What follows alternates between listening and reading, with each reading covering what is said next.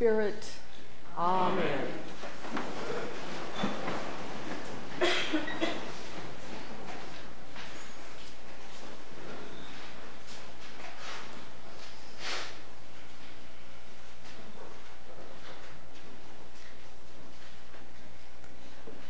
April is the cruelest month, breathing lilacs out of the dead land, mixing memory and desire, stirring dull roots with spring rain.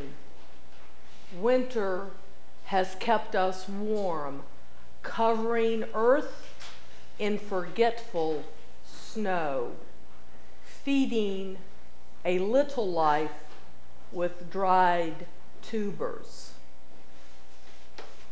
So begins what may be and what many consider the greatest poem of the 20th century.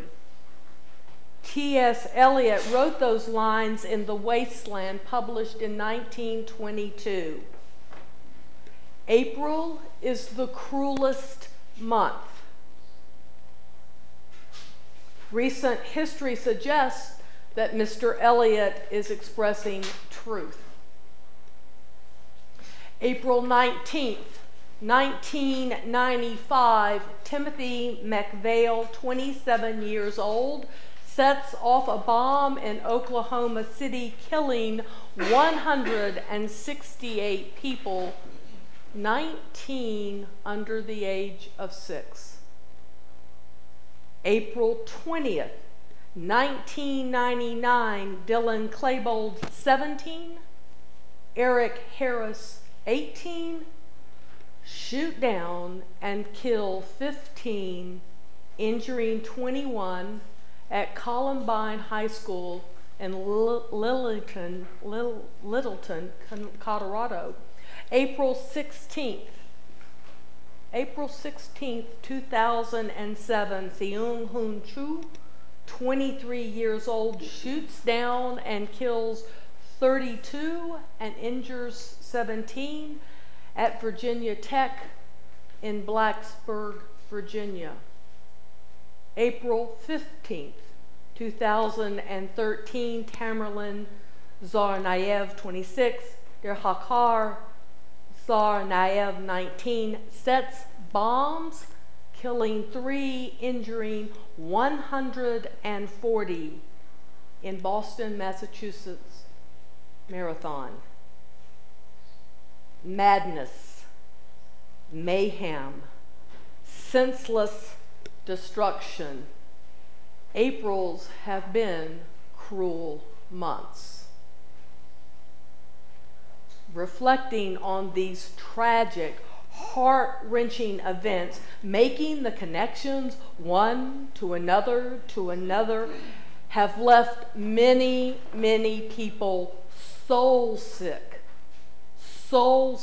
this week, including myself. A friend of mine from seminary, seeking solace on Thursday, posted these lines from another poem, a poem by Wendell Berry. When despair for the world grows in me, and I wake in the night at the least sound in fear of what my life and my children's life may be, I go and lie down where the wood drake rests in his beauty on the water and the great heron feeds. I come into the peace of wild things who do not tax their lives with forethought of grief. I come into the presence of still water, and I feel above me the day-blind stars waiting with their light. For a time I rest in the grace of the world and am free. When despair for the world grows in me, and I wake at night at the least sound in fear of what my life and my children's life may be, and I come into the presence of still waters, and for a time I rest in the grace of the world, and I am free. Comforting words. Comforting and familiar words, because April is not only the cruelest month, April is also a month in the season of Eastertide.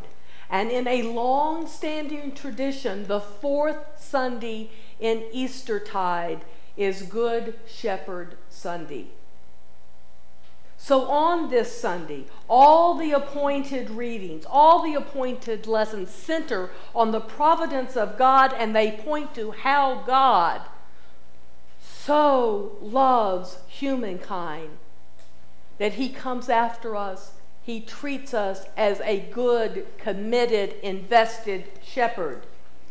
He cares for his sheep. On the fourth Sunday of Easter, which almost always comes in April, we read Psalm 23. He makes me lie down in green pastures. He leads me beside still waters. He guides me along right pathways. And on that same day, we read Jesus' words to the people. I go after my sheep. I go after my sheep. I know them. They know me. They know my voice. They listen to my voice because I have put in the time. I go after them. They follow me. Jesus is not being sentimental here.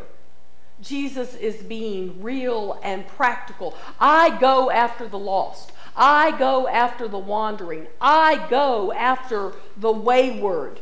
I go after those who are disconnected, and I go for a purpose. He is telling the people that those who are wayward and are on the margin, those who are disconnected from healthy, productive, caring communities, those people are going to fall into bad, disruptive behavior. They are going to initiate, they are going to instigate mayhem and chaos into society. He goes after them to reconnect them, to bring them back together so that they have a sense of an alternative reality, a better way. The reason Jesus ate with sinners and broke bread with tax collectors and had conversation with prostitutes and healed the possessed, which was the vernacular for the mentally ill, was to restore them to community, to help them, but to also protect the whole flock, the whole order. He didn't wring his hands.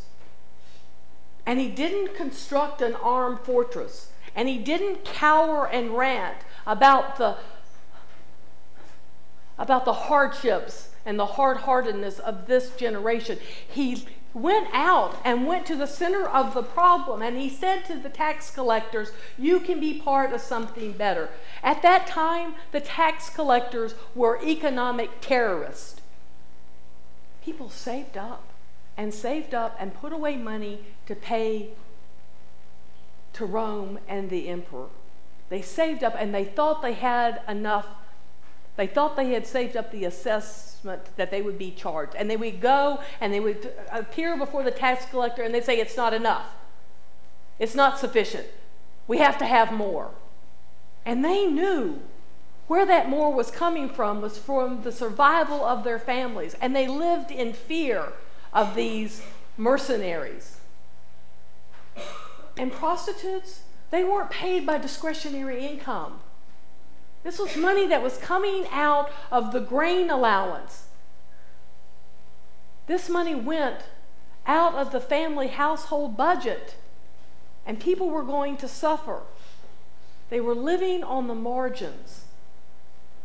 And mayhem and chaos was caused by their lifestyles, and Jesus goes after them. He was serious about a solution, a long-lasting, expansive solution. Bring the isolated back into the fold.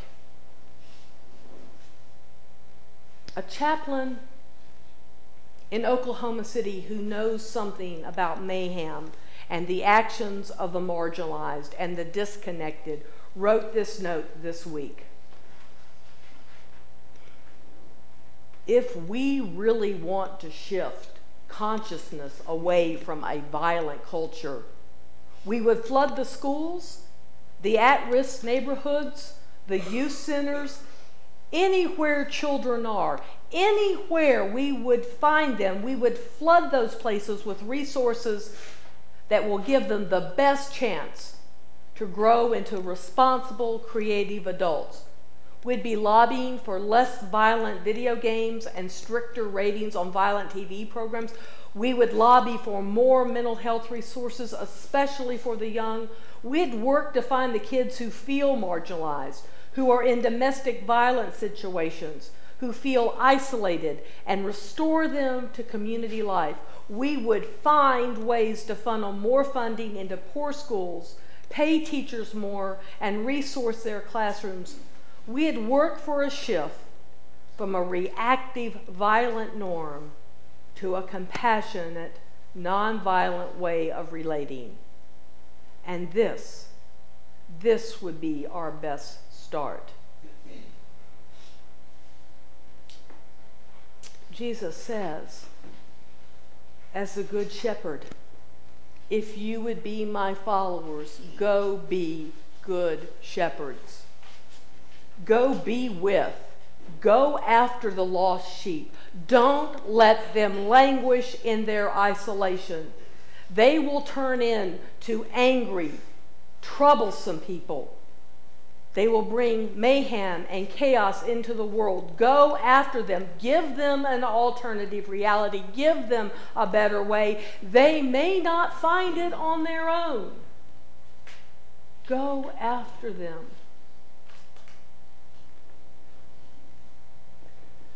So, my brothers and sisters, as a follower of the Good Shepherd, I need to be about more than reading poems and psalms. I need to act. And so, here's my plan.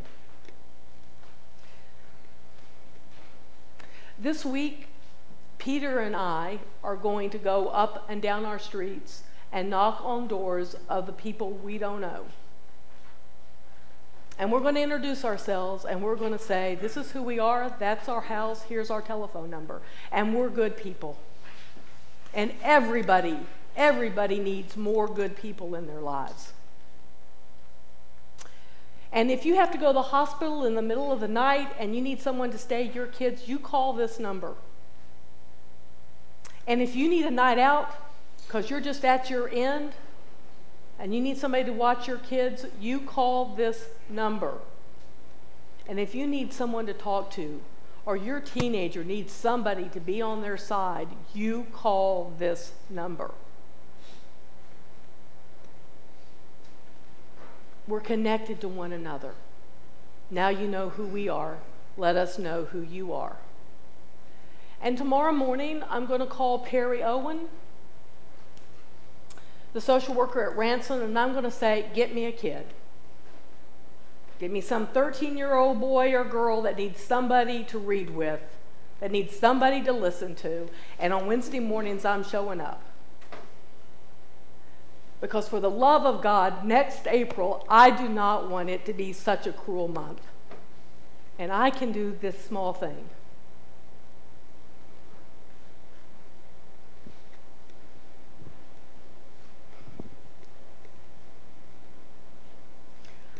I invite you to the work and the activity in small or larger ways to be good shepherds.